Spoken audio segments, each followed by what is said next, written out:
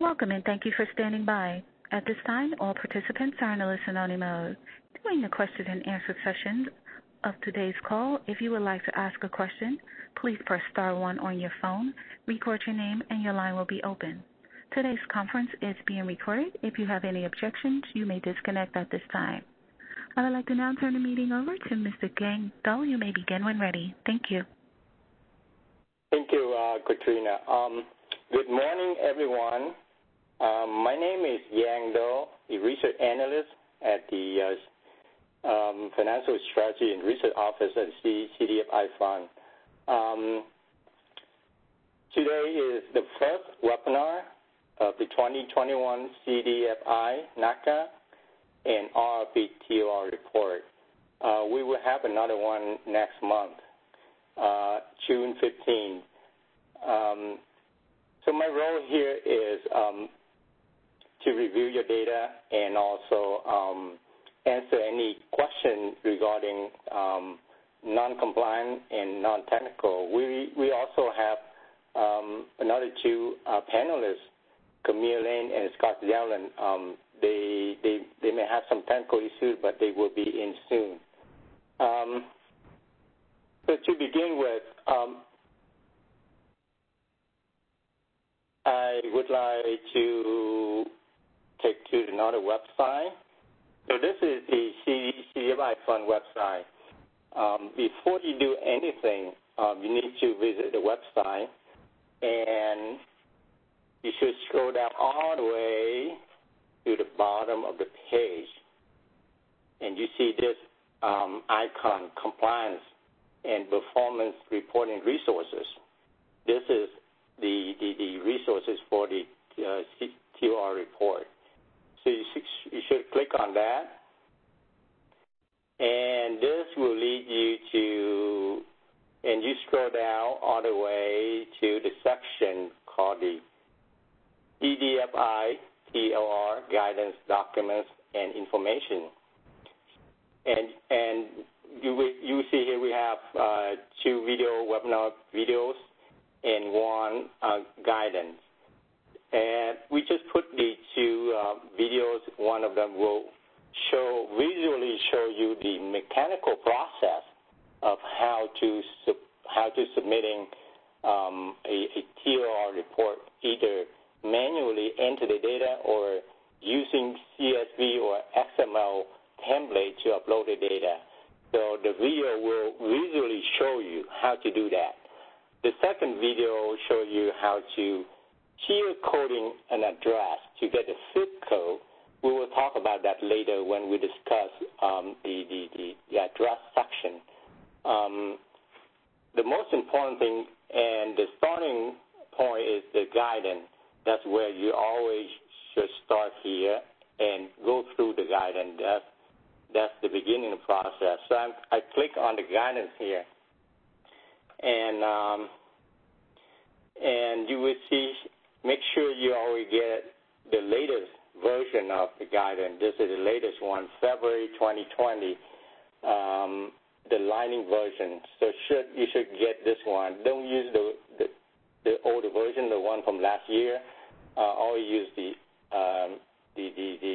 latest one. Okay, so everyone should start from this document, and the document containing everything you need to submit a TLR report. The first section of the document will show you in words, the mechanical process, how to submit a report, either manually enter the data or XML or CSV uploading.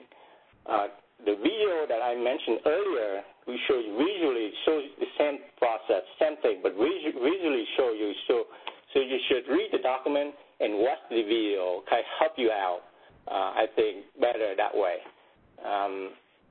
So this is to show you the how to enter the data, correct the error, and the video also show you the same thing. What I'm going to talk about is the second section of the guidance, which is the substance of the guidance, and point out some main points, the error, common errors, the mistakes that you made when I review your report. So this is what should be in your report. So the first one, the only FA awardee are required to submit a TLR report. So make sure you check your reporting schedule. It should indicate that whether you need to submit a TLR report this year. So always check your report schedule to see that's the case. The second bullet point is I see many reporters kind of make a mistake. Some of you might have one more FA award. For example, you have an FA or RRP, or you have an FA last year and FA this year. It's outstanding. You might have more than one FA awards. However, you should need to submit one TLR report per fiscal year, only one. Because I received a question that, I have 2 or 3 awards. Do I have to submit 2 or 3 TLR reports? No, only one per fiscal year. Okay, the third bullet point is that it requires you to report all new loans originated during the reporting period. I have seen some CDFI submit the whole, their portfolio data. No, we don't need your portfolio data. We just need new loans. Those cases we call the over-reporting. So make sure, keep that in mind. And I have seen some CDFI just submit transaction or loans related or associated with the FA funding. No, we need all lending, not just the ones that were associated with the FA funding. So make sure keep that in mind. We need all new loan originated during the reporting period. We will talk about the reporting period later on when we get there, but keep that in mind. And then the next one, excuse me, this only applies for the bank holding companies. So when it's a bank holding company, they receive an FA award, they pass it through the affiliate to carry out the lending. So for bank holding companies, you need to submit the lending of the affiliate, just the affiliate, and make sure you submit the data under the affiliate account. So keep that in mind. And when you try to certify the report, you will not be allowed to certify because the affiliate account is not officially the one receive award. So you might need to submit a service request asking the help desk to certify the TLR report on your behalf.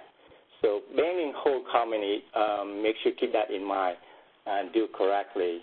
And then a couple of next things, very important thing that I see that people send in survey requests and ask a question. The loan participation. For loan participation, you just need to report your share, your portion of that loan. You should not report the total amount, just your share. So keep that in mind too. For credit unions and banks, the consumer loan table is for your consumer loan data. So you submit all different loans other than consumer loan in a TLR. However, put your consumer loan in the consumer loan table, not in the TLR. The system will not accept that. So keep that in mind for credit unions and banks. And the next one, which is the reporting period. This is very, very important. I have seen people make these mistakes. Somehow they assume it's just the fiscal year, but it's not necessarily your fiscal year. So let's put it this way: if your organization submitted a TLR report last year, 2020 TLR report last year, then this year the reporting period for your TLR report should be and always be your fiscal year. If you submit a TLR report last year, then this year reporting period for your report should be and always be your fiscal year. However, if this is the first time you submit a report, the TLR report, then the reporting period kind of a little bit tricky. It could be longer than your fiscal year, and also it could be shorter than your fiscal year. So you need to check your assistance agreement or to see the ending day is always the end of your fiscal year. However, the starting day of your reporting period is the announcement day. So make sure check that so that you just need to report transaction or loan or lending investment originated during that period. The system will not accept anything outside of that. So keep that in mind so that we can avoid any over-reporting or under-reporting. So very important for that. So those are important points that I want to make because I have seen a lot of common mistakes that the reporters submit their report. The next box is just a warning. The TLR report is not a simple report. It's a complicated report. It's time-consuming. I have done this one. I've seen this like 9 years, and I see it's not simple. We try to simplify the process and all that kind of thing, but it's not simple. It requires a lot of time and effort. So make sure you prepare the data, have data preparation throughout the year. Make sure you look at the guidance to see what kind of data that we require you to submit, and then make sure you have that kind of data available, and then start the process at least 1 month before the deadline. Do not wait for the last minute because last week or something like that. I don't think you will make it by the deadline by that. You should start at least 1 month. And I have to emphasize that, especially for this year. Usually, by this time, the June 30th deadline, we expect about 400 organizations have the deadline by June 30th. This year, due to the RRP awards, the number will be double. So we expect about 800 organizations have the deadline, the TLR deadline by June 30th. So we'll be the system will be overwhelmed, and the help desk will be overwhelmed. So I cannot emphasize enough that you need to start early. It's better that way, and also because we have a double number of organizations, need to submit a report.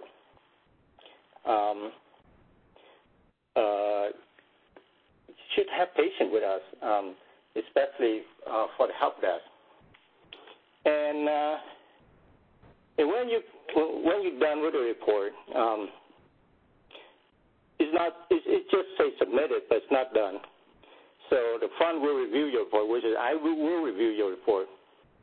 And then if I see any kind of missing information or anything like that, I will contact you and ask for data confirmation, data clarification, and then you should respond back, and then I close the report. Okay. Next, within the guidance, you will see all kind of data variable, data view that you need to look at it along with the validation rule. The first one I want to talk about, because I see some error have been made, which is the TLR submission year. This is the year that of your report. For example, this year you will submit a 2021 TLR report. So the TLR submission year should always be 2021, regardless of whether the loan were in your fiscal year or our fiscal year. It's always 2021 because that's the year of your TLR report. So make sure keep that in mind. And then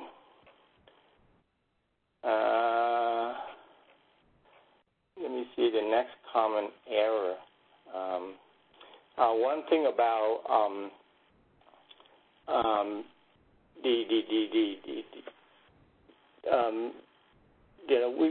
we allow you to enter, for example, interest rate. For whatever reason that you try to get the data, but somehow one or two loans kind of you couldn't find the interest rate of those loans. For example, you have 1,000 or hundreds loans to submit, and then one or two or three, you try your best, but couldn't find the interest rate. So we say, okay, enter 99, double digit of 9, so that you can get the report in, kind of, way that you get the report in.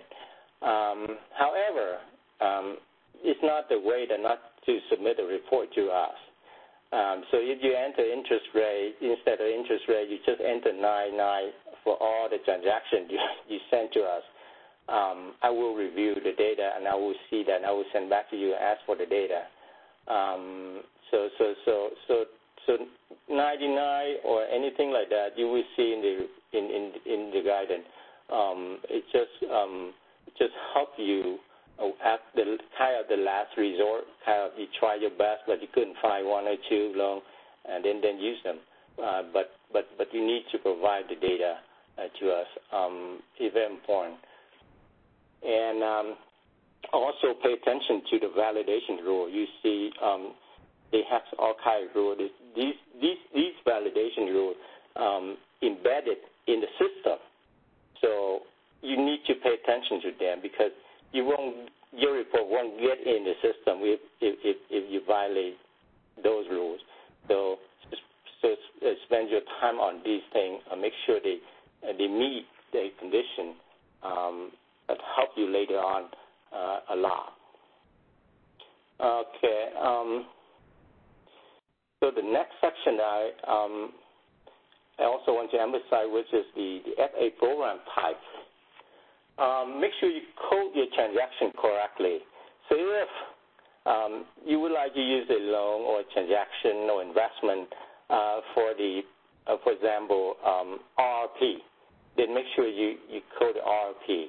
Or, position property county, you have PG&M that try to meet that goal, then code it at BCC in FA or HFFI or disability, DF, and the rest of them which should be FA. But make sure you pay attention to decoding. I've seen some that miscoded, so make sure you do it correctly.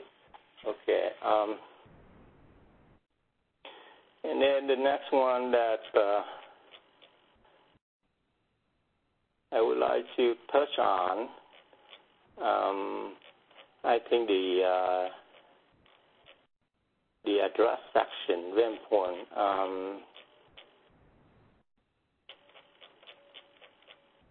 Okay, the address section.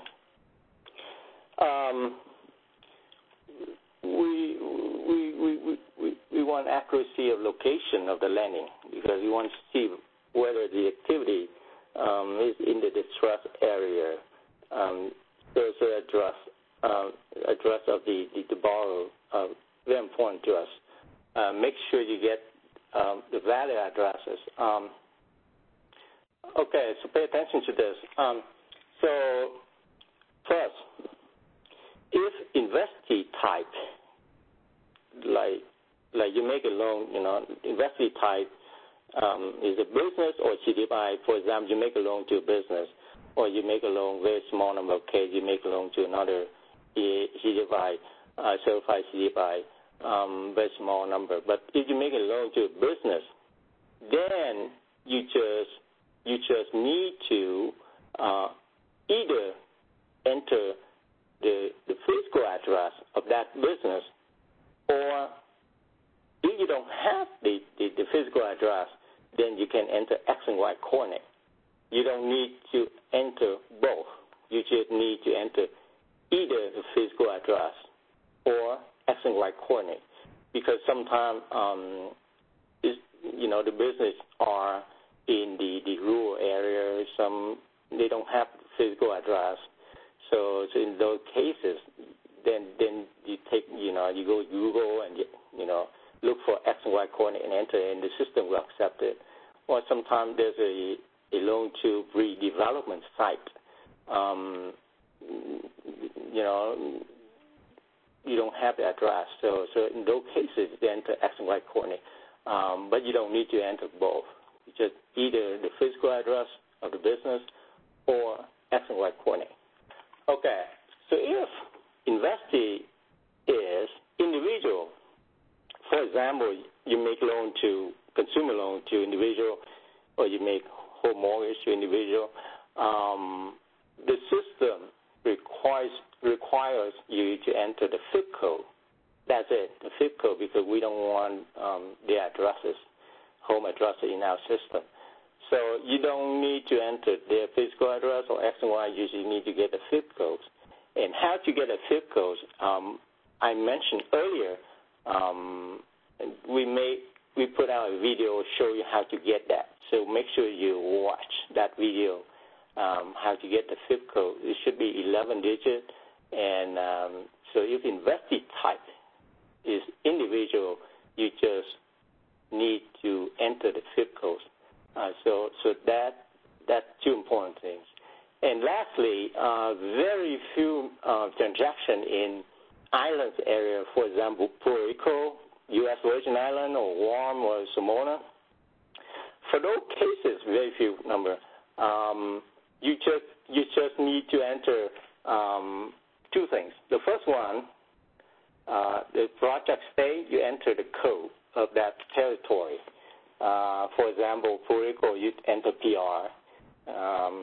U.S. Virgin Islands, you enter VI, and then you enter X and Y coordinate. So you need for lending in the territory, you need to enter two things: the code of that territory in the project state, and then X and Y coordinate. So very few cases, but keep that in mind too. That's very important. And then the next subject that I want to mention, which is consumer loan. So this only applies for banks and credit unions. So only banks and credit unions. Keep that in mind. You need to submit the consumer loan in a separate table called consumer loans / investment originate table. And in this table, very simple table, but one thing, keep this in mind, the fiscal year. This is a fiscal year. This is not the CDFI TLR submission year. This is a fiscal year because some CDFI, their reporting period have crossed multiple fiscal year. So if that is the case, then you need to break your consumer loan down into separate fiscal year and report that way. Don't put all of them in one year. If the lending across multiple fiscal years. So for banks and credit union, make sure you pay attention to this. This is fiscal year; it's not the TLR submission year. So pay attention to that.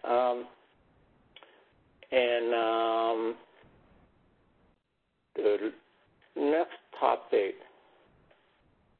would be certification of TLR report. There are two ways for you to certify the report, TLR report. The first one is you can manually certify your report, which is, if you have 1 or 2 or 3 or less than 10 loans and transactions, I think that would be a sensible way to do that. It won't take too long to do it 10 times. So that's the first way to do that. The second one we call a bulk certification. That means, you have a lot of them, like thousands of transactions you want to be certified that way. This way, called bulk certification. For bulk certification, keep this in mind that the system only allows you to do only one bulk certification. So you're done. You're done. You couldn't do bulk certification again. Only once. For whatever reason, you still have a lot of transactions that need to be certified, but you cannot do manually because there are a lot. You can send in a service request and ask the help desk to certify those transactions on your behalf. So keep that in mind too. And another thing very important about certification, when you certify your report, the system will show you some kind of message that you are about to certify like 10 transactions, something like that. So make sure that number matches with your original file, right? Because sometimes you send in the record and the system take one, but you check another one, So when the system say 10, and then you say, wait a minute, I have 12 records. How come it says 10? So make sure, pay attention to that and see which one did not come in. So pay attention when you do certification, book certification. That's important too. And I believe, lastly, which is this is a new feature that we built in, I believe last year, allow you to export the data that you just submitted in. Please utilize this feature. First, you keep a record, right? You just submit something to us, you export the data, the same report you put in, you save for your record, and also reference for next year report, because usually you are required to do like 2-year reporting. It also allows you to check anything wrong or anything like that. You see what's in the system, because never assume that when you submit something to us, the system will get all of them. So it's always the best way to generate a report, because what you see in here, that's in the system. So please use this feature, because that would help you for the record reference for next year reporting, and also for error checking too. So mainly that's the key points that I would like to point out based on my experience of reviewing your report. I'm not sure whether Camille or Scott Yellen are in yet, but other than that, the point of this webinar and the next one in June is just this is a Q&A question. So I just want to quickly touch on the guidance, but I believe this at this time is for the question that you might have, anything you might have for us. Thank you.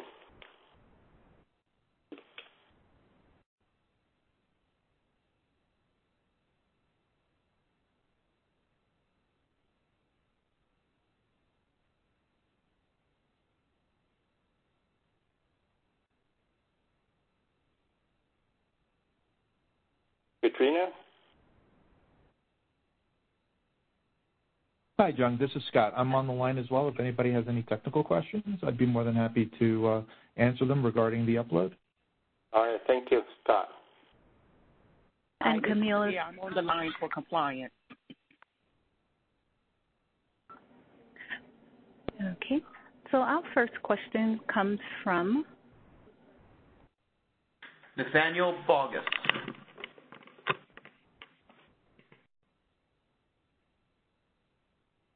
Nathaniel, your line is open. Oh, thank you.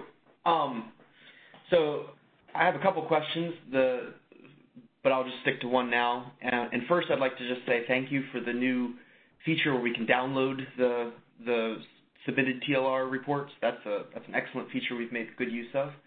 My first question has to do with the balancing of TLR submitted data and the previously submitted performance progress reports. The performance progress reports are due end of first quarter. TLRs are due to end of second quarter.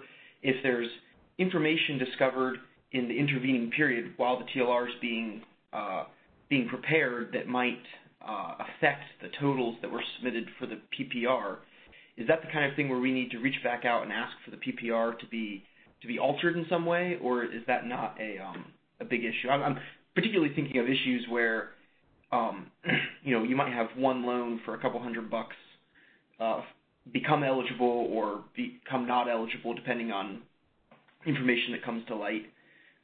Things that would be non-substantive as far as meeting the performance goals and measures already met. Camille, you want to talk on that compliant PPR? Yes. So if the numbers will significantly skew what you reported in your PPR, the best advice that I can give you is to send in a service request to your portfolio manager, letting them know, what the issue is with the PPR, and the report can be unlocked so that you can amend the report. Okay. Thank you. Yep. Okay, we are taking questions from the phone lines first, and then we will go into the questions that was submitted on the WebEx. Our next caller.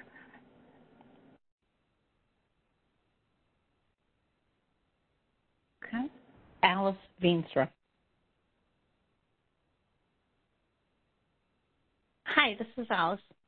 Thank you so much for doing this. I really appreciate it. I have a question. I have a feeling I know the answer. I think you've kind of implied this. I'm working on a TLR for an organization who got an RRP award, and this is their first FA award.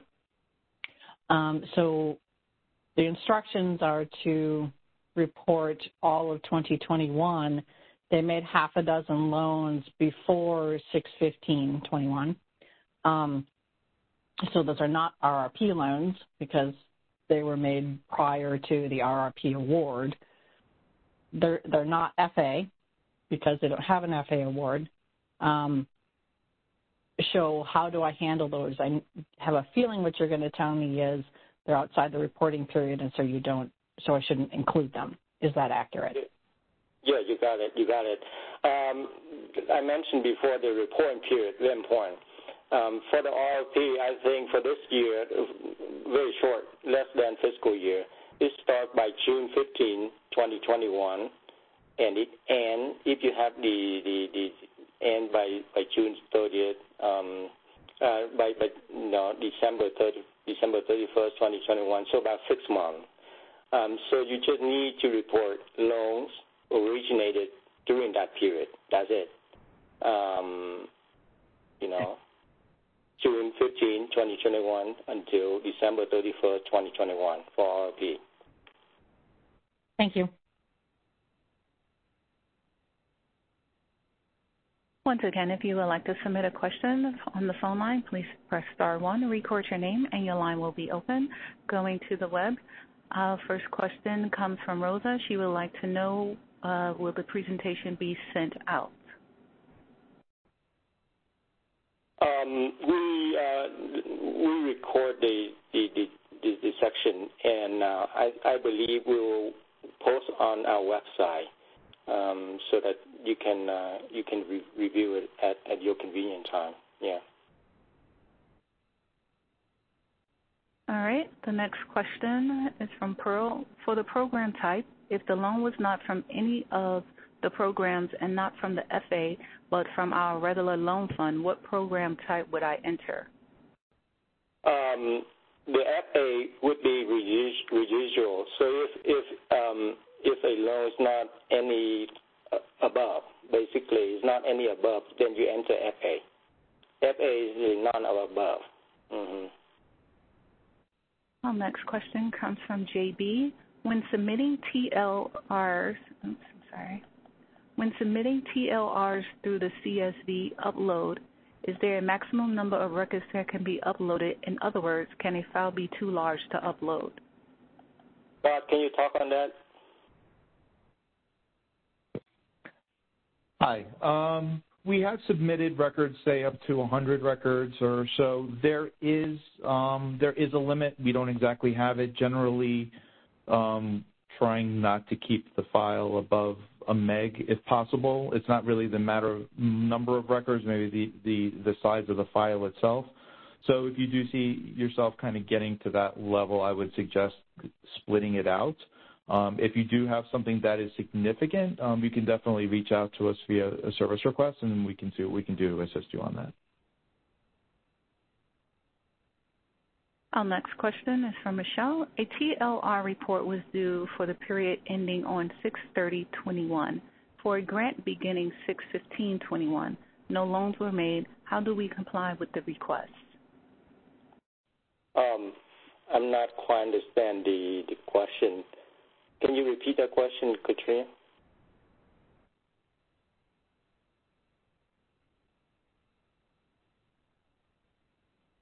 A TLR report was due. Oh, I do apologize. New questions are coming in and it's jumping. Okay.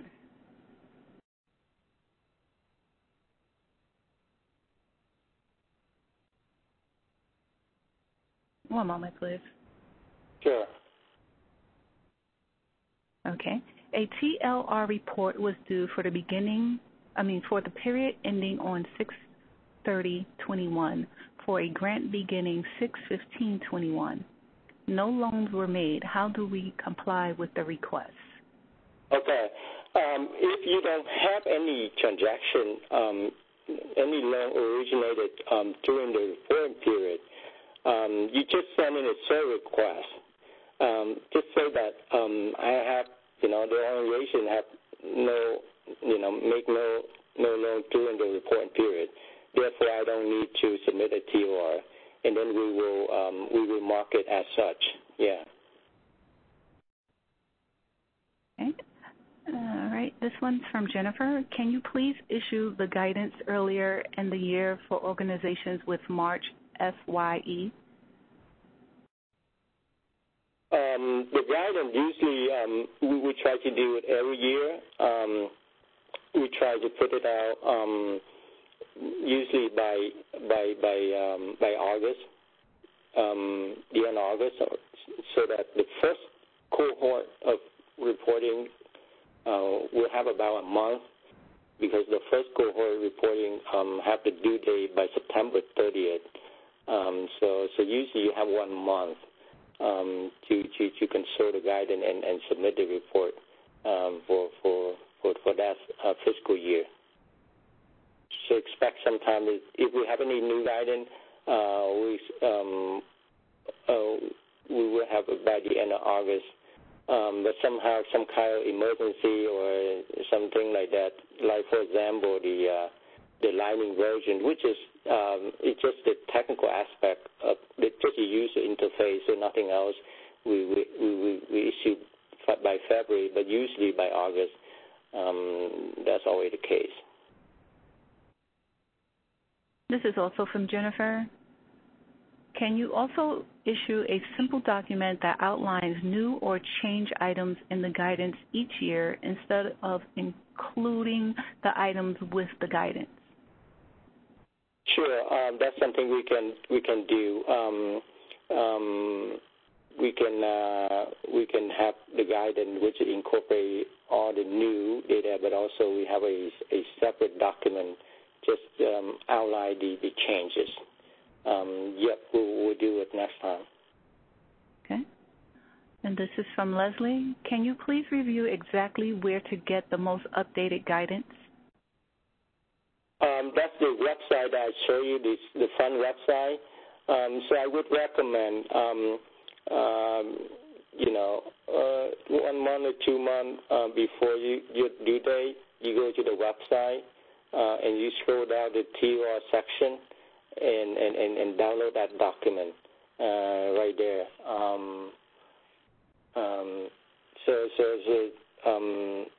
About 1 or 2 months because usually we try to put out the guidance way ahead of before that time. Some emergency, I try to limit kind of thing. But if you check the website about 1 month, 2 months before the 2 months before the due date, then that's the latest version you have. Yeah. Okay, we're going to move over to the phone. Our next caller. Kevin Fontes. Yes, hello.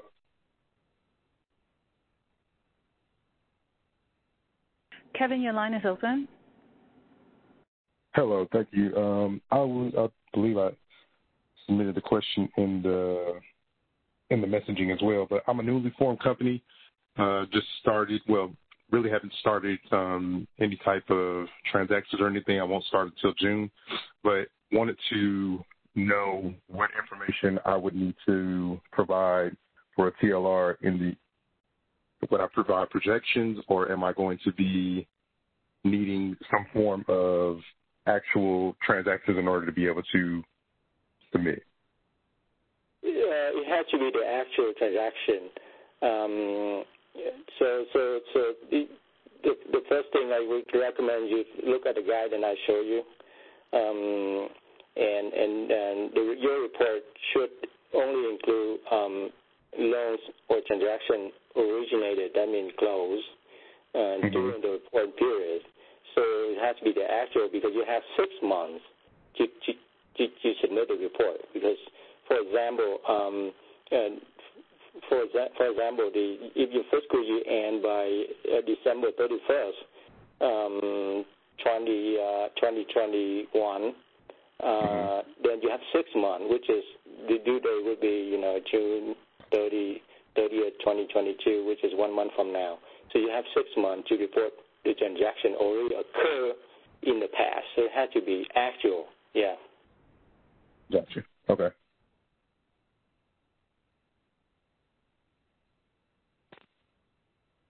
Okay, our next caller. Leslie. Leslie, your line is open. Hi, this is Leslie Swift-Bernal from Low Income Investment Fund. Jan, I appreciate all the help you provide every year, and I appreciate you telling me when to look for the guidance. But can you show exactly what website has the guidance? Oh, okay. Let me show you again. Okay.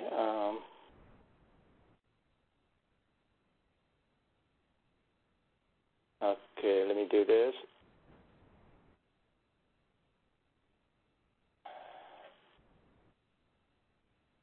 Okay, you see this website?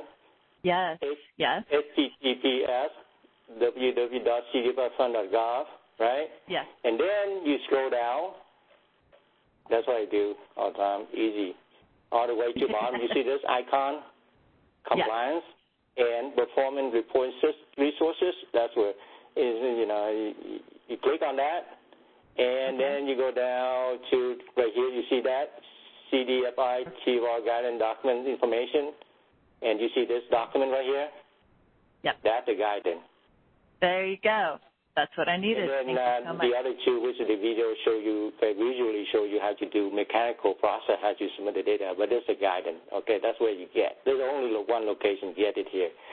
You might get it from Amos too when you log in your Amos account. There is the same document, the same link, but from external kind of website is what you get. Wonderful. Thank you. No problem, Leslie. Yeah. Okay, our next question comes from Nathaniel Bogus. Nathaniel, line is open. Thank you. I have two related questions about the certification process.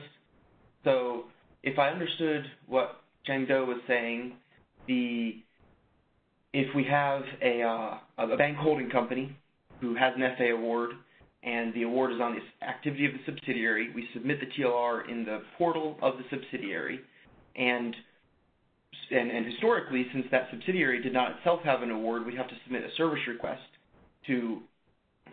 for the help desk to certify the TLR of the subsidiary. If this year we have a similar case, but the subsidiary does have an RRP award, for instance, will we be allowed to A, certify the subsidiary's TLR report in the subsidiary's portal, and B, if we do so, will that be sufficient for the holding company's certification requirement? Yes. So if the affiliate get the FA from the whole bank company, and then also get an RRP, then you just need one report. You understand that, right? You don't need one cover both for RRP and FA. And because the affiliate get that RRP on their own, right, not through the holding company, then I think the affiliate can certify the report on its own. Yeah. Should we submit a service request on behalf of the holding company to notify that the subsidiary has submitted their TLR, or will that be? No.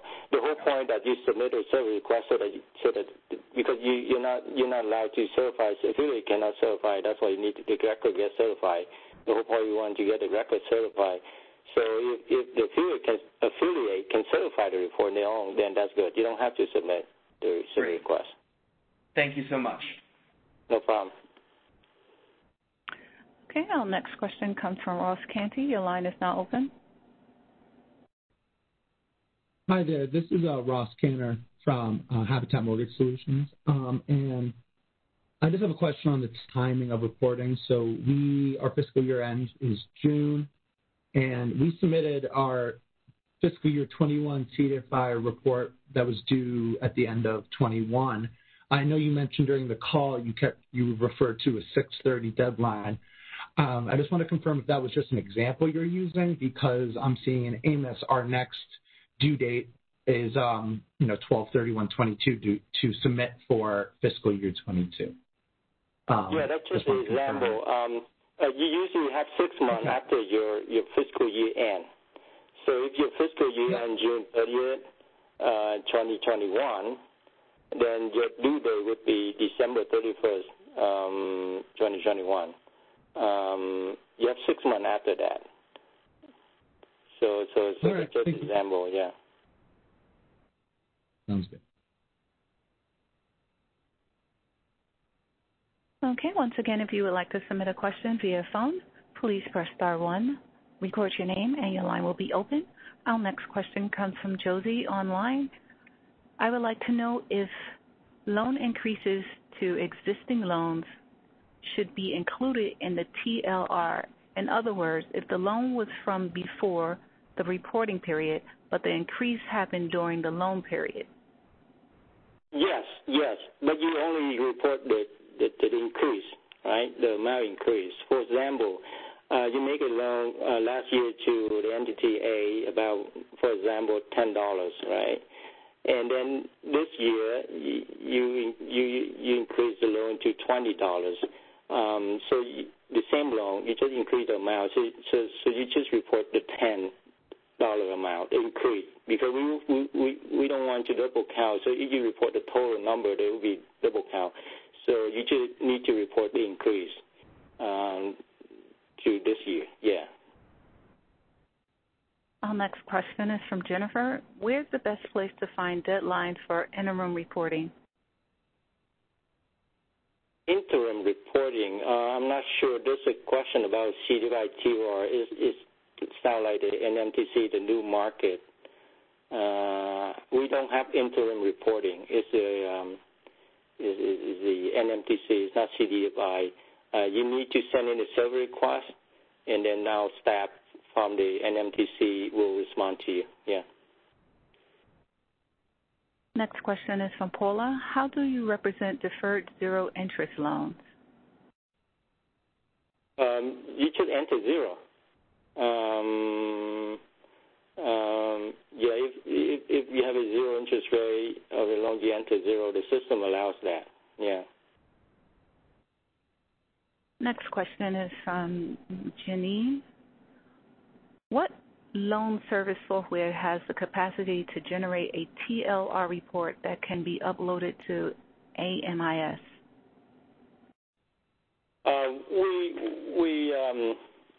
We don't work with any vendor that help you doing that, and we would not recommend anyone.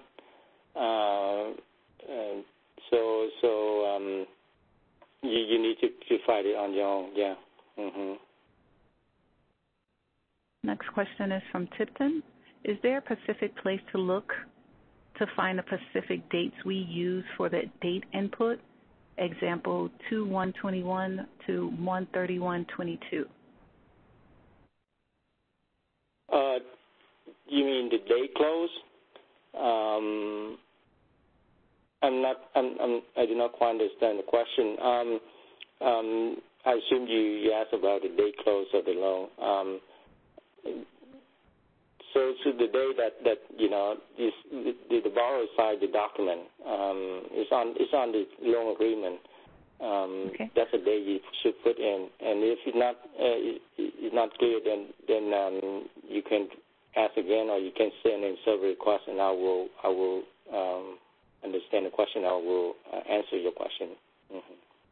So Tipton, if the question wasn't answered, please press *1 on your phone, record your name, and your line will be open. Okay, our next question comes from Catherine. Do we need to provide addresses and coordinates for mortgage loans made to an individual? No. As I mentioned before, if investee is the individual, which is most time consumer loan and home mortgage, you need to provide the FIP code, not the address, not the X and Y coordinate. And how to get the FIP code, there's a video that's posted on our website, and it's right here. Webinar, how to cheat code address for TLR reporting AMIS line. Watch this video, which will show you the mechanical process, how to, transform or cheat coding address and get the FIP code, and then you will enter that FIP code, or you put that FIP code in your CSV or XML and then upload in the system. So no physical address or X and Y coordinate for home mortgage loan. Okay. Our next question comes from Janine. Is it necessary to report all loans made or only loans made using FA or RRP funds? I mentioned that before too. Yes, you need to report all loans, not just loans associated with FA or RRP fund, all loans that you originated during the reporting period, regardless of funding sources. Okay, all of them. Okay. So Eden has a basic question. Since this is our first time submitting a TLR, we have a national LITP and a geographical certification. Will our geographical certification be considered an other targeted population? We have a list of other target population, and usually they are in your system agreement with the fund. For other targeted population that are not approved yet, you need to, there's a process for it. You need to send in the request, and the fund will review it to make sure, and before we approve it. So there's a process for that. So if you want to consider a different other target population that, you want to target, that's not approved yet by the fund, please send in a server request, and then we show you the process how to do that. Okay. Next one is from Ross. Can an option be added to simply indicate if there are no loans to be reported? A service request seems a bit clunky. No. Right now we don't have that. So if you have no loan to report it, then you shouldn't submit a TLR. Just sending a service request, and that would be the way to document that you have no loan to report. And very simple service request. Just click on service request saying I have no loan to report for this period. Okay, our next question comes from Soon, I believe. Soon. My organization has a RRP and an FA award. Could you confirm that we will need to submit only one TLR? Yes, I mentioned that before too. Yes, you only need to submit one TLR report, regardless of the number of FA or RRP award that you receive. Only one per fiscal year. Okay. Our next question comes from P2. We submitted and certified our TLR report for 2021 and April 2022. Since there is an update guidance, do we need our TLR report unlocked to see if anything changed? No. You submitted, it's done. You don't need to update it. Thing about the TLR report, you submit the data. As you know, most of the time, at the time of loan origination, there's no update. So if you look at the guidance, we'll ask you submit the interest rate at the time of loan origination, the total amount at the time of loan origination, most of the time like that. So the knowledge at the time you make a loan, you report the data at that time. So there will be no update, so don't worry about it. Yep.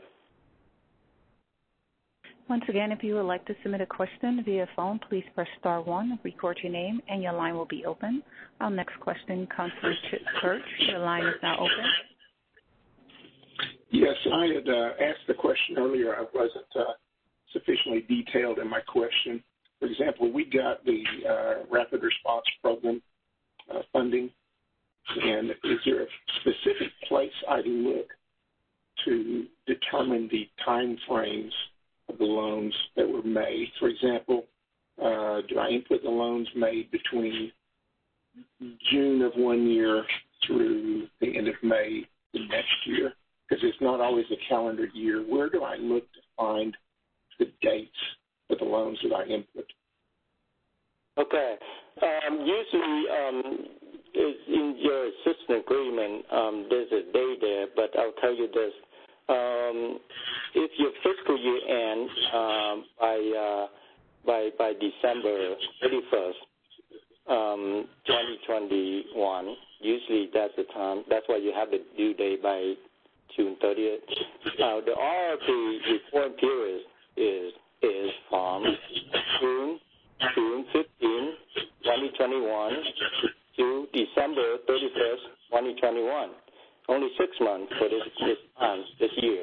So you need to report loans originated during that period only. Does that answer your question? Yes, thank you very much. That's what I needed. Okay, no problem. Take care.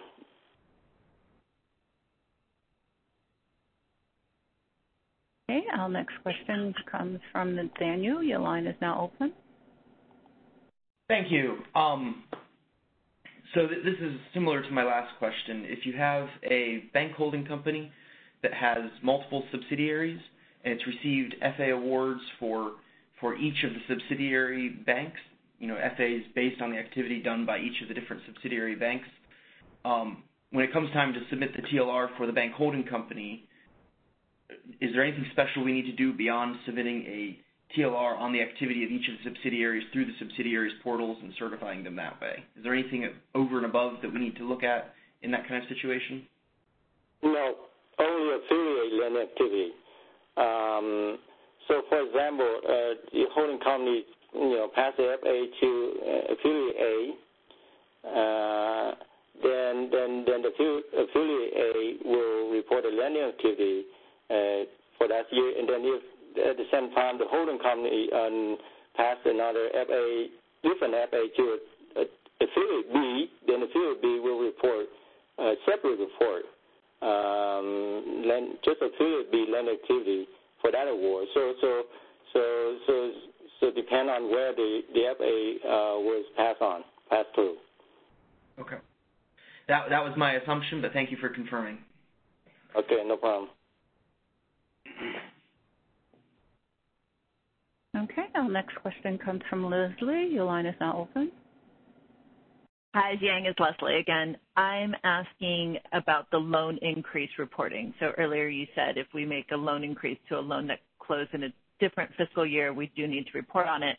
Do we have to do any kind of pro rata on like the number of housing units or education desks, or do we have to make any adjustments or report the full project story? Yes, for the impact data, you need to report the full project. Okay. Because impact data, for example, housing unit or job or community facility or anything like that, you report the project base. And then we will take care of whatever later on, but you need to put the project, not just the increase, the project.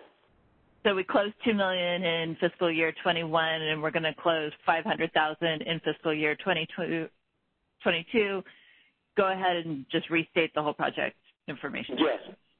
Okay. And you can. You make sure there's a project ID, client ID. Make sure you put the same project number there. Oh, okay. Yes. Yeah. Okay. We know that's the same project. Yeah. Hey, can I double down to the project cost too? The total project cost. Make sure the same amount. Things like that. Huh? Okay. Yep. I understand. Thank you very much, Jen. No problem. Okay, our next question comes from Dawn. Dawn would like to know, can you, one moment, questions are coming in. Can you clarify how renewals should be reported? For example, a LOC that auto-renews each year.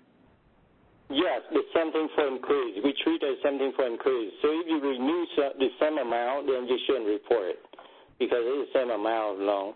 But if you increase the line of credit, like for example, you increase, then you report the increase. Again, we don't want to double count, so that's why you just report the increase for the renewal too. If you renew the amount more than last year, then you just report the increase, the difference from this to this year report, not the total, not the whole thing. Okay.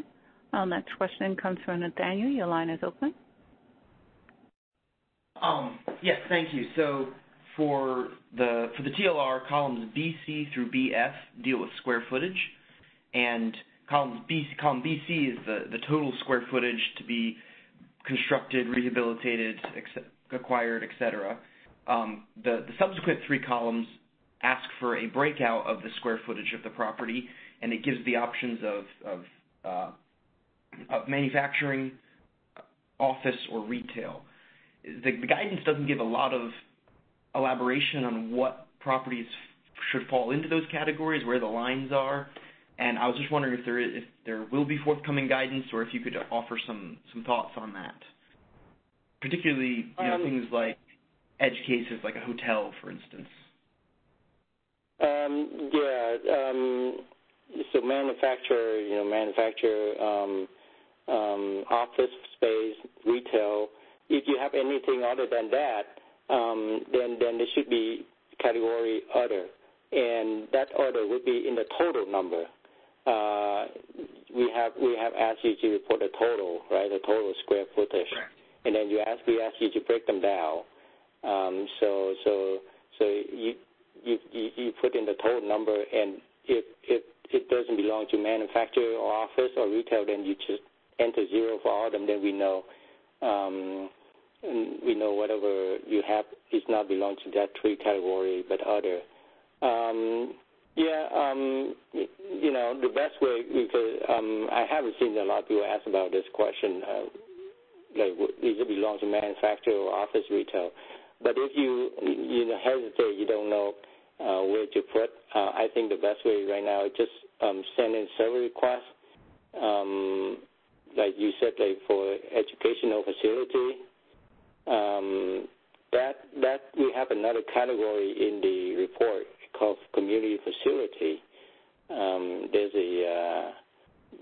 We keep track of the education, but in terms of the number of students served, not the square footage. We only interest for square footage. We are only interested in the manufacturing, office, and retail. That's the main thing. For education, we are interested in number of students served, child care. We have that impact data too. But if you're not sure about anything, I think the best way send in server requests, and I'll answer your question. Yeah. Okay. Thank you.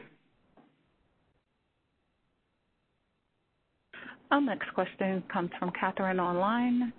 Are you saying if we need to report more than 100 loans, we need to update them in batches? Scott, can you address that again? Yes. The only reason I would say do batches is if you have a file that's greater than 1 meg. If you do, then I would probably submit 2 separate files.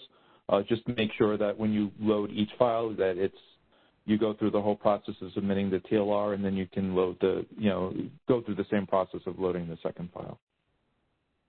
So the number of transactions is not relevant, right? It's the memory, the meg, right? More than 1 meg, right? Right. Okay.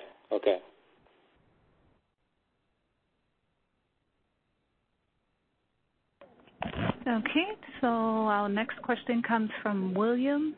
Off topic, but I have been trying to reach someone to talk about our upcoming recertification and obstacles we will be facing, but have not been able to connect with Michelle Dickens or anyone else. Can someone? Okay. The webinar today is just about the TLR submission. For the certification, I think you said you submitted several requests already, but you haven't get to anyone. I think the best way right now, submit another server request, or can give me the server request number, and I can help you out to forward that server request to other offices. Yeah. You can either submit a server request or send me a server request number. I can forward that. Mm-hmm. Once again, if you would like to submit a question via phone, please press *1, record your name, and your line will be open. At this time, there are no further questions in queue.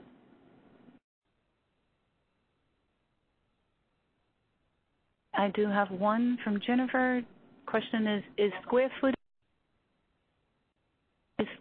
footage information required or optional? If you look through the guidance, it's required for commercial loan purposes. So if you make a loan and then you code that the purpose for that loan commercial, then it's required. So make sure you look at the validation rule. It will tell you exactly that.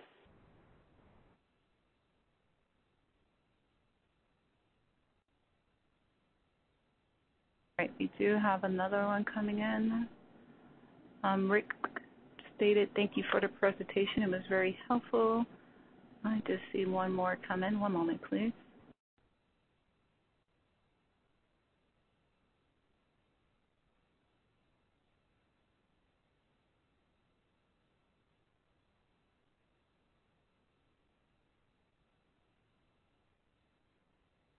Okay, this is from Joselita. Please clarify between business loans versus microloans. If a loan is made to business entities, sorry. Oh. Yes. That's it for the question? No, it actually jumped, so I had to go back to it. It says, if the loan is made to business entities but amount is less than $50K, business has less than 5 employees, and revenue is less than $1 million, is it to be classified as micro? Yes. The only restriction in the system for the micro is less than 50K. And then so if you make a loan more than 50K, you cannot classify it as a micro. That's only restriction in the system. So I believe based on the information you give us, that's a micro loan. Yeah. Our next question is from Eden.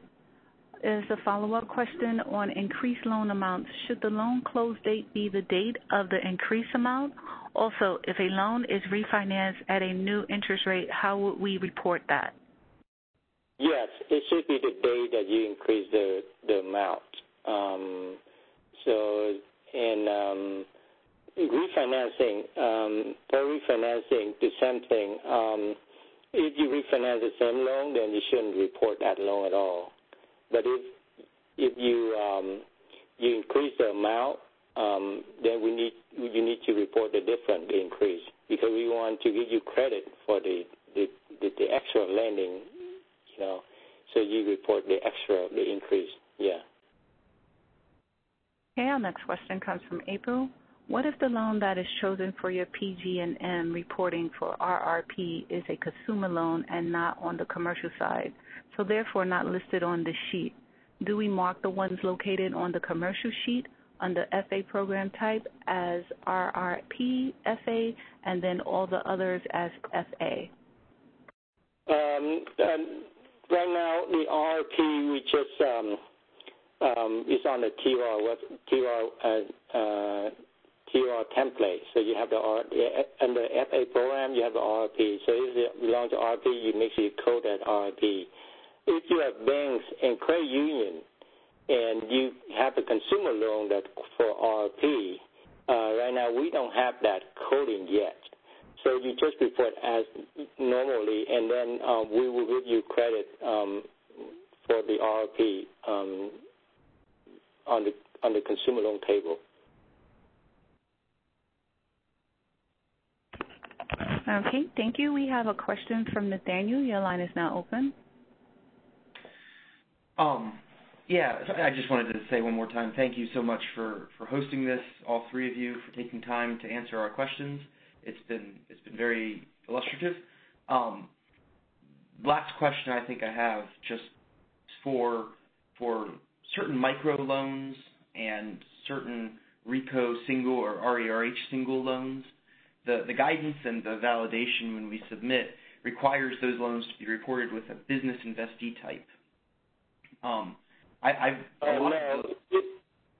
If it's a micro loan, you have the option either individual or business. Okay. Yeah. So you have the flexibility there. Either micro loan. Yeah. Okay. Thank you. Yeah, we changed that. I think last year. For micro loan, we understand sometimes small micro loan, basically just consumer loan. Business is a business nature, but a very small loan have to individual to their house. We don't want their home address, so you can code it as to investee type as the individual. You don't have to put a business. The system allows that now. Great, thank you. That was my question, whether that was going to be in the future, and I just didn't catch that change had been made. Thank you. Yeah, just like one person asked, like, should we make a change? Whatever change, like different document. I think that's a useful comment, and we will do that later when we change it, make any change, any update. We will put them separately, so you just focus on that and see what the changes. Yeah. Yes, that would be helpful. Thank you so much. Once again, if you would like to submit a question or a comment, please press *1 on your phone, record your name, and your line will be open. We do have a question or a statement from Jennifer. Please confirm that the refinanced loan should not be included in TLR. Yes, should not be included in the TLR. If you refinance the same loan, should not be in the TLR. This one is from Dawn. If consumer loans are the RRP loans from a bank, should we file and then submit a service request, or how will they get RRP credit? No. We will take any consumer loan from banks going in only. We will take any consumer loan you report in that as a RRP. You don't need to submit a request. Yeah. We treat them RRP as well. Okay. At this time, those are all the questions I see. Wait, one is coming in. Oh, no, that's an old one. Okay, that is all I see at this time.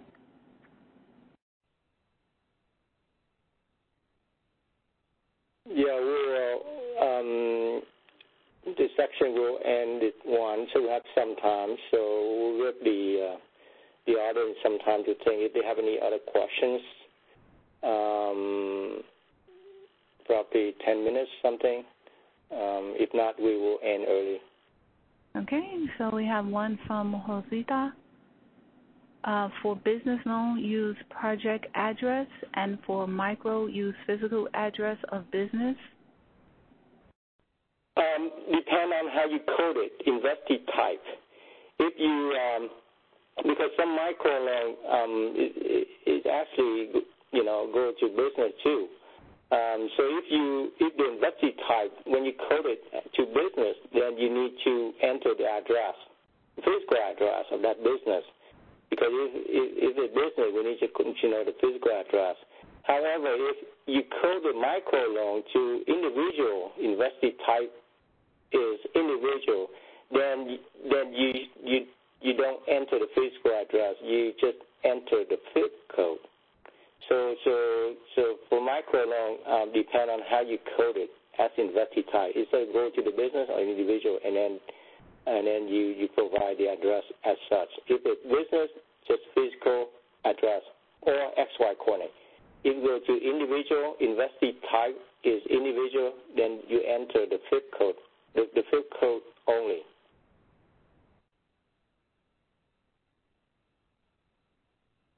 Okay, we have another one from Dawn.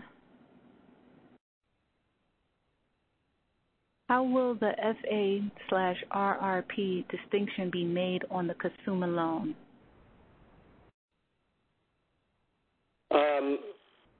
What do you mean by FA/RRP? Because in the TLR we have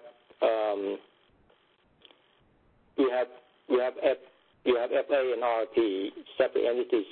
So each loan, each transaction can be for one, either go FA or RRP or other category. You cannot use them for both.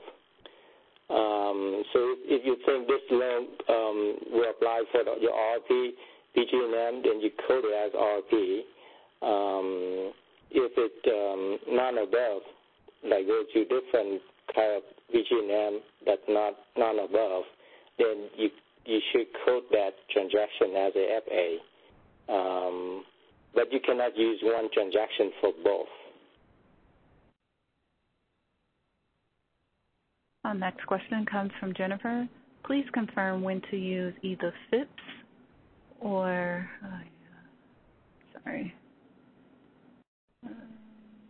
one moment, it jumped.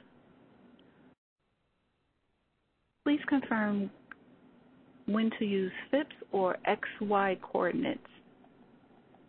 Okay, so it depends on the investee type, which is to tell us whether the loan go to business or to individual. So if you put investee type as a business, then you need to provide physical address or XY coordinate, not both, either one of the two. If you code transaction investee type as the individual, then you only provide the Fips code. only provide the zip code, no physical address, no SY, if invested type is individual. Okay, the next one comes from Samuel. If a term loan is refinanced and the loan amount also increased, how much should I report in the TLR? Yes, you just report the amount increase. That's it. Don't report the total amount. Just report the amount increase. Okay. All right, and we have a question on the phone from Nathaniel. Your line is now open. Hello. So the instance of a loan that is going to be fixed interest rate over part of the term and variable interest rate towards the end of the life of the loan, I assume since we're supposed to be reporting as of the time of origination, whichever period of that scheme they're in during origination is what we should report? Yes. We ask you to report at the time of loan origination, so I guess 6%. Yeah. So if it's fixed for the first 10 years and then variable after that, we report fixed? Yeah, fixed. Yes, at the time of origination. Yeah. Thank you. No problem. Okay, our next call comes Dawn from Rife. Dawn, your line is open. Hi, Jane. This is Dawn.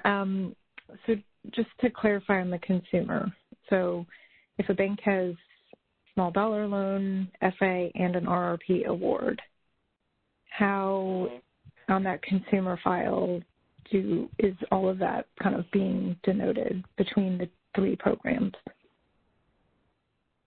Yes, because right now the consumer loan table, we don't have kind of something like the TLR, like you have, different VG and M.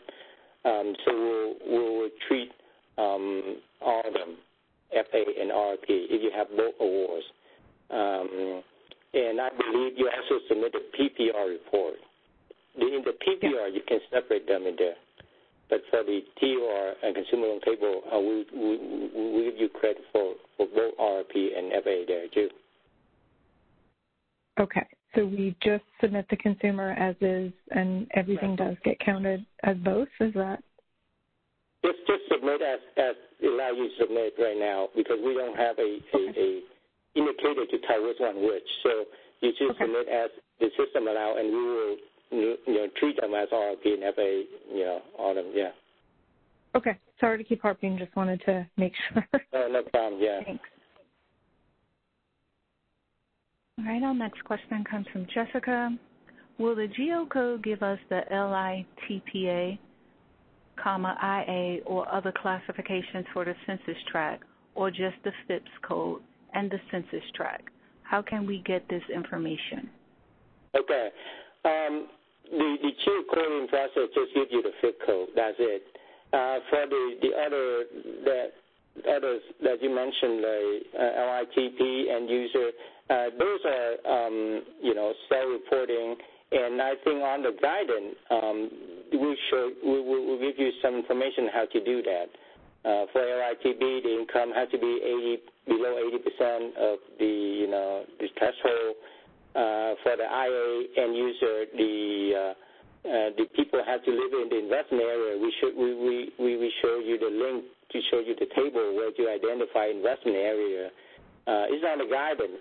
However, it's still not clear. Then submit a survey request, and I'll respond to you in more detail. Yeah.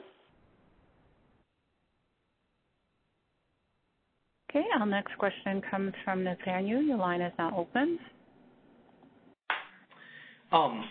So for the number of units, number of housing units, columns B, BH, I believe, or BG and following, if we're looking at a trailer park where the owner of the park just owns the pads and rents out the pads to people who own their own mobile homes, do we report those owner-occupied mobile homes as units, or do we report only the units owned by the owner of the park?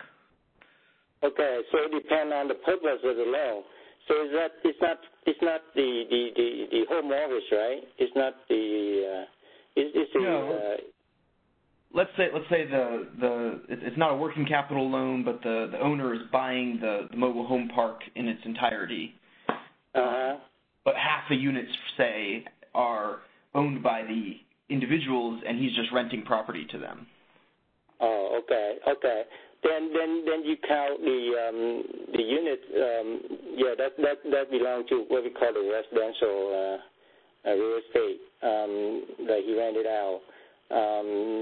Then I assume like it's similar to single house, right? It's just like one unit.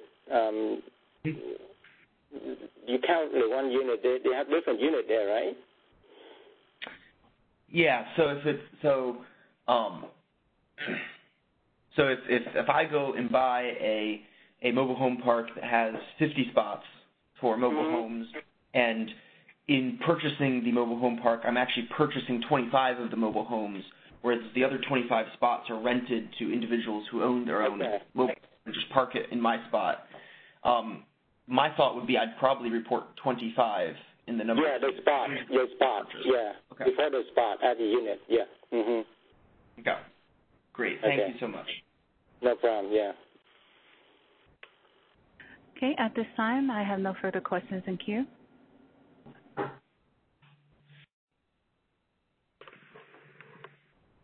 Yeah, we give about 10 minutes from the last question. If there's no more questions, then we'll end. Do you have the total count of number of attendees? At this time, we had 220 people dialed in. Oh, okay. Then much less than what I thought. Okay. All right. One moment, please.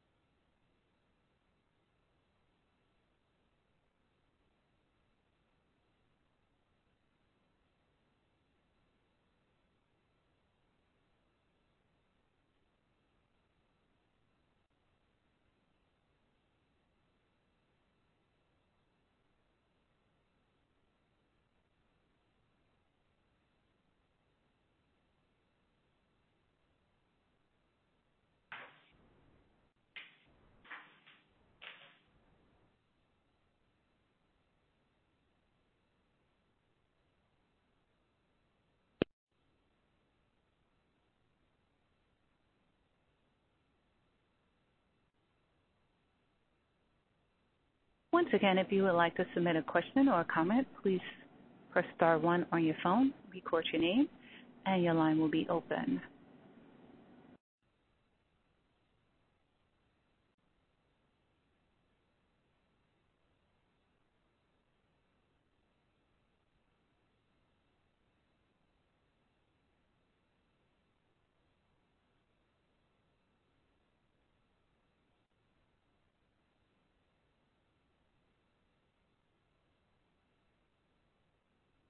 We have a call from Nathaniel. Your line is now open. Thank you.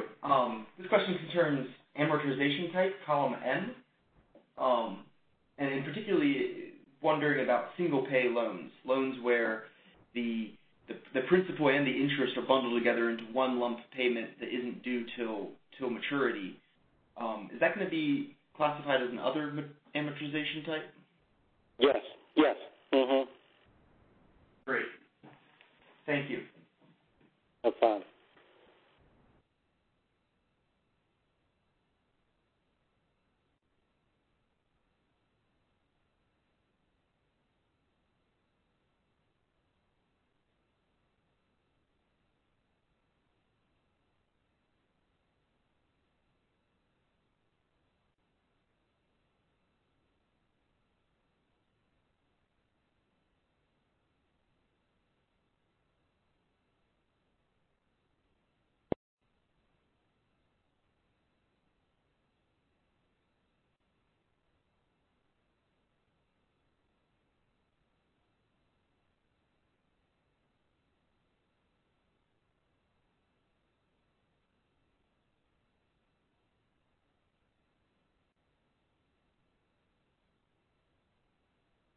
Once again, if you would like to submit a question or a comment, please press star 1 on your phone.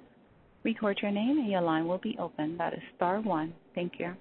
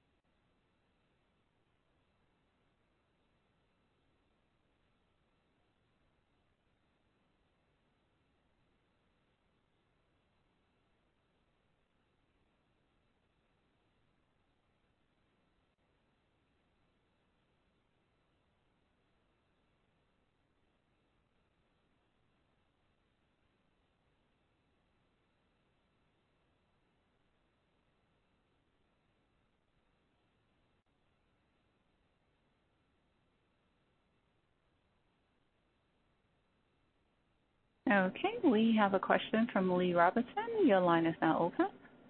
Yes, hi, good afternoon. My question is, would you guys email the date when the funds will be, when you guys ready for the application? The day of application? Yeah, I'm saying the date. What date is it going to be open? Oh, the application. Okay.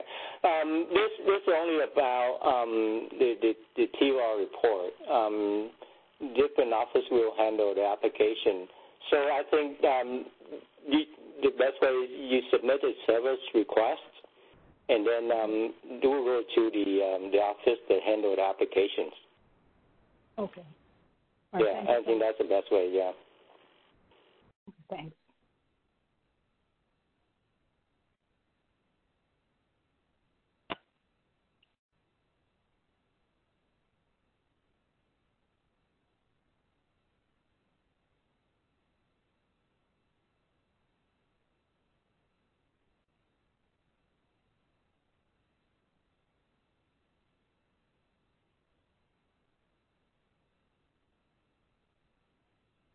There are around 800 organizations at the deadline by the end of this month, and we have around 250 callers.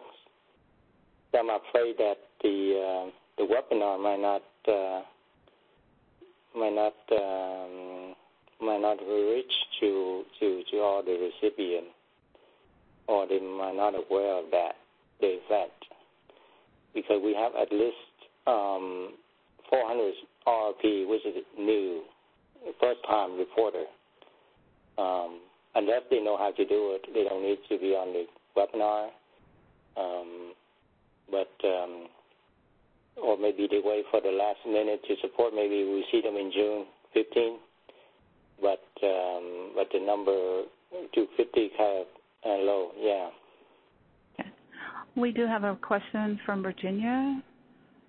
So should we be updating prior years' TLRs, for example, to show the loans are now closed rather than active? No, the TLR will not allow you to update the data. So you submit it. We want to know at the time of loan origination, and later on it's closed or it's sold or anything like that. You don't have to update. Yeah, just one time only. You don't have to update anything.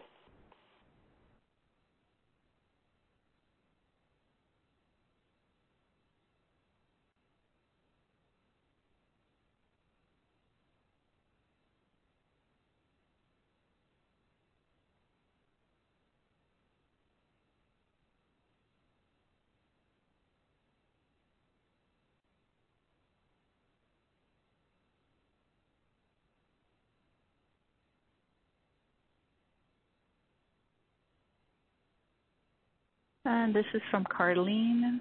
Thank you for hosting this event.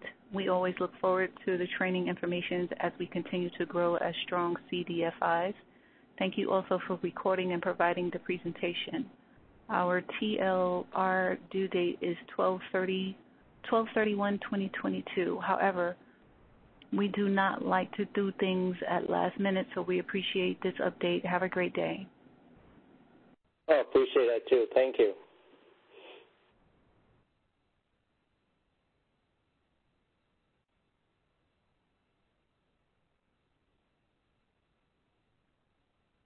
Yes, should not do it at the last minute, especially this year when we have this surge, which is double up the number of recipients.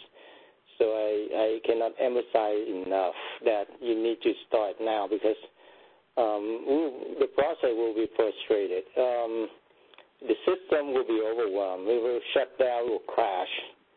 The help desk, even though I believe we increased the number of staff to help you out, but they will be overwhelmed. And then you send in a server request and then you don't hear anything from them for a couple of days, you'll be upset or anything like that. I will take them some time to answer the server request.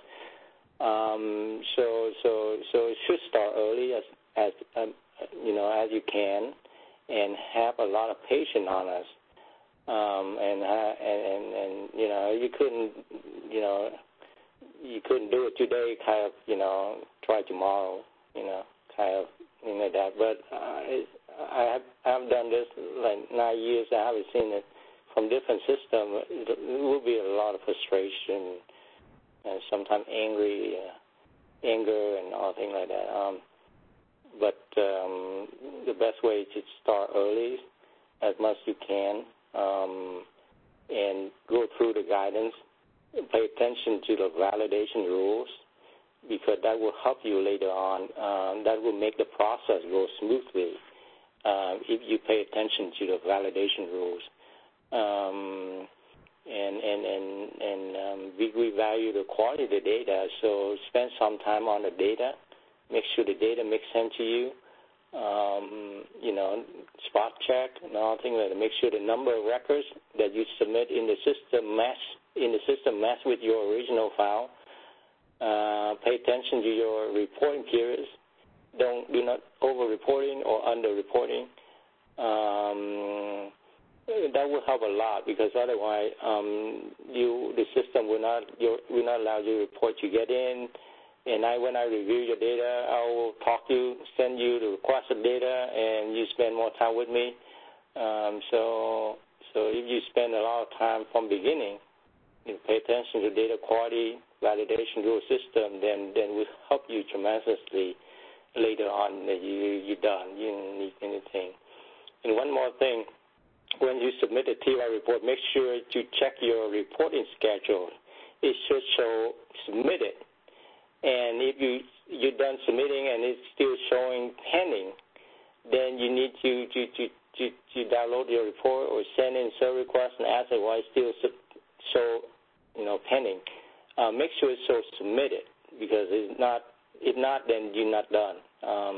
So always submit a report get into the system, make sure the report's in. You can use the export the data feature to export the data out to see everything you submitted and look exactly from your original file, and keep that for your reference for future years. And check your reporting schedule. Make sure it shows submitted. And that's very key because you want to have it done before your due date.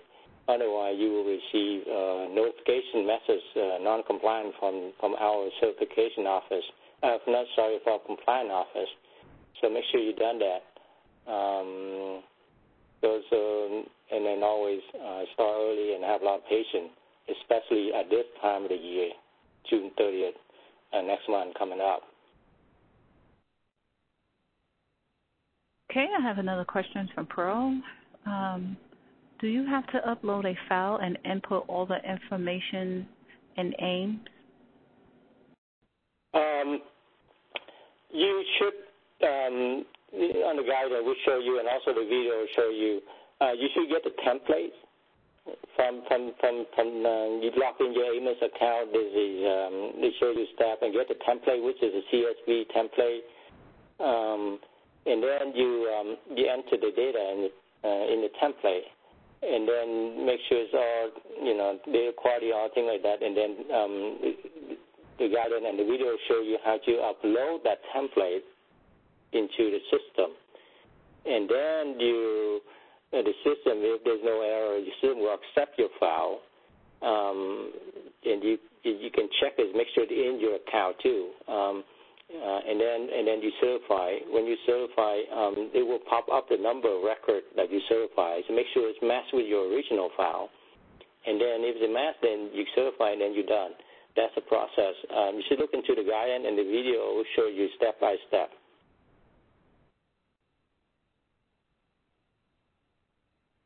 Once again, to submit a question or a comment, please press *1 on your phone or enter into the chat, the Q&A session of the WebEx.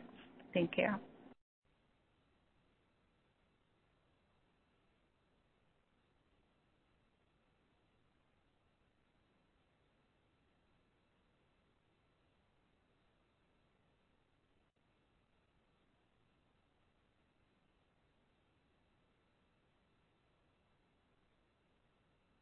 Everyone did say thank you for your response to all their questions. Thank you. Appreciate that.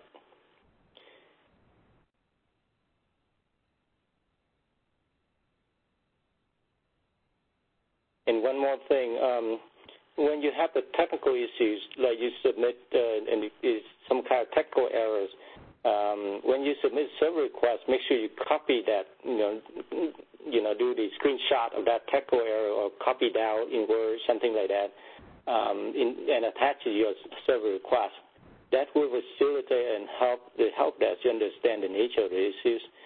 So when you submit a server request, be specific, and if you, as much as you can, that will help a lot. But one more thing that if you work hard and you try to submit the report before the due date, however, they do some kind of issue, technical issue of the system or whatever that you couldn't get in by the due date, don't worry about it. Make sure you submit a server request about the technical issue that you encounter before the due date, so that we know we have some kind of documentation that you work in it, but the system won't allow you in for whatever reason, so you will not be penalized for missing the deadline. So keep that in mind too. You have any technical issues, submit server requests indicating that I tried to do it, but there's this error, me down and couldn't get through it before the deadline. Put in server requests so we have that as a way to document that you tried to do it but couldn't do it by the deadline due to the technical issues. So make sure that you do that too. Okay, I have another question from Nathaniel. This has been a valuable experience. Thank you for hosting. Will these become regular occurrence going forward?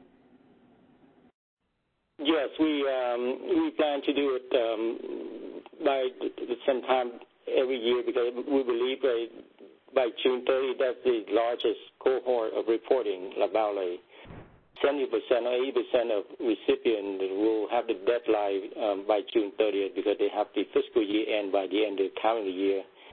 So we plan to do this. We'll help the process, especially this year, next year, because the RRP, they have to report for 3 years. So we expect that the number of recipients to report continue to be at this level for the next 2 years. So we plan to do the same thing to help out as much we can reduce the number of service requests in, and sometimes live answering questions really help you out a lot instead of just submit a request. It's difficult to understand. So we will do this next year too. Yeah, 2 webinars, one in May and one in June. We did one in May because we believe at this time you're about to prepare the data, about to submit, so we give you some sense what's going on so you can prepare the data. But we believe by June, mid-June, would be a lot of questions because at the time you get locked out the system and all kinds of things. So we also have one in May or June, 2 weeks before the deadline. So we expect a lot of questions by then. But we'll have 2 webinars by this time next year. Mm-hmm.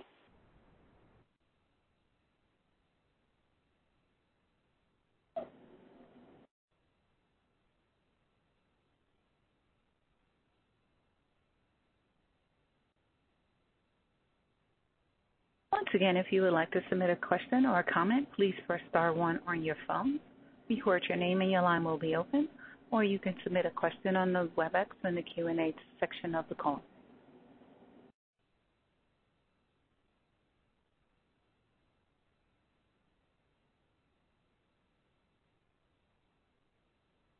At this time, there are no further questions in queue.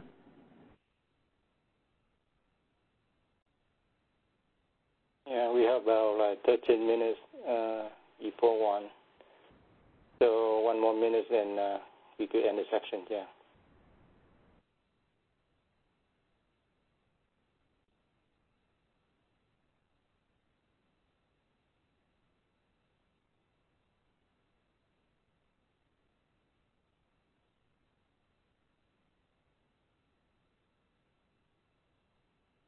Okay.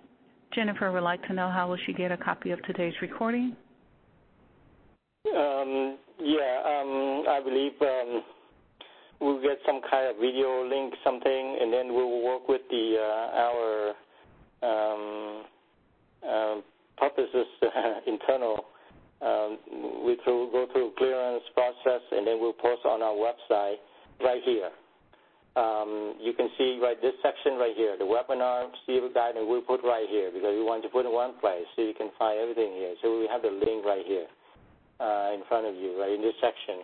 So if you go to CDFI website, you scroll down down, and then you click on performance compliance icon, and you go down to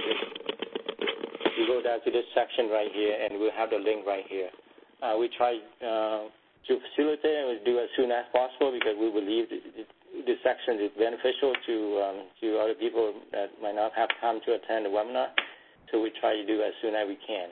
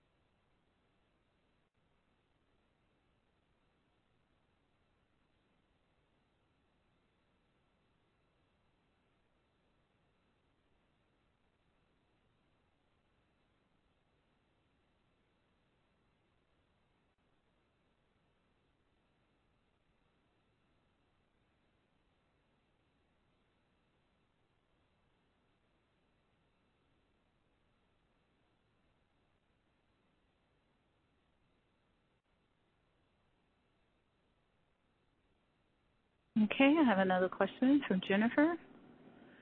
Is the term lighting version on the most recent guidance reference to AIMS? Yes, that's the most recent version. So this is February 2022, so that's the latest version. So make sure you get that one. Yeah.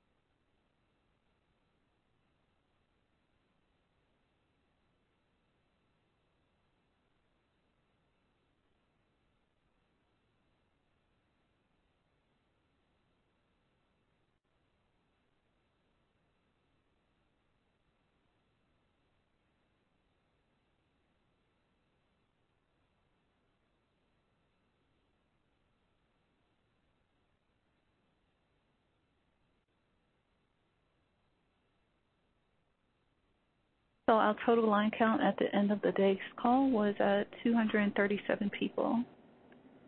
Thank you. You're welcome.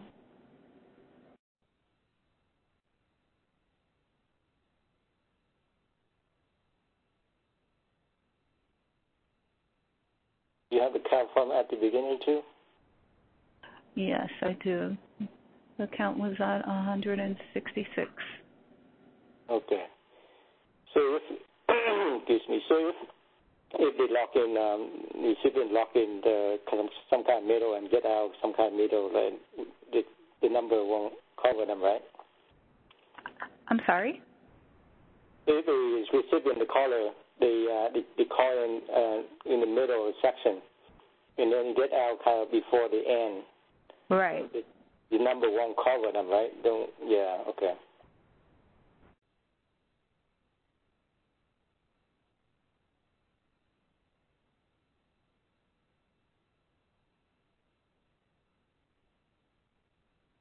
Yeah, I think we should, 5 minutes to the hour. So I would say thank you for all attending the first webinar.